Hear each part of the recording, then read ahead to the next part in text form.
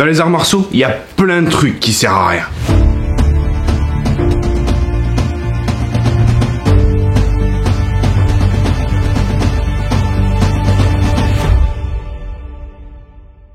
Combien de fois on a pu entendre ou lire dans le monde des arts martiaux, ça ne sert à rien, c'est pas applicable en situation réelle, comment tu veux appliquer ça en situation réelle? Oui, mais s'il te frappe à cette vitesse, tu n'y arriveras jamais, etc.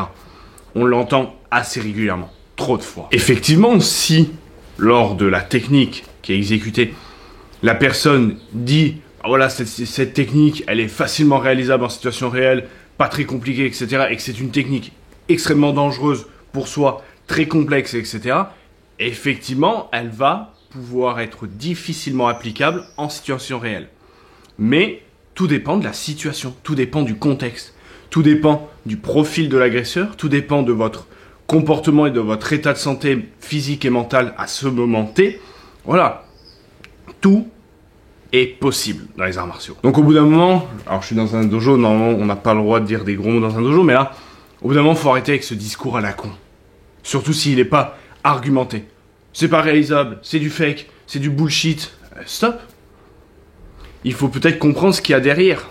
Effectivement, voilà, faut pas non plus vivre dans le monde des bisounours. Il y a des fois des enseignants, des pratiquants qui font tout et n'importe quoi et beaucoup de n'importe quoi. Mais il y a aussi des techniques réelles, efficaces. Mais après, quelle est la notion d'efficacité?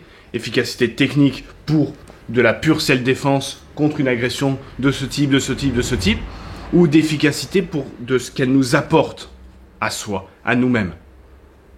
Et là, comme je l'ai dit dans une vidéo qui s'appelle « Mon art est le meilleur », au final, tout est efficace si ça t'apporte ce que tu as besoin. D'accord? Après, tout est efficace, comme je l'ai dit, selon le profil et la situation, comme je l'ai dit. Par exemple, le fameux Jodan Ageuke.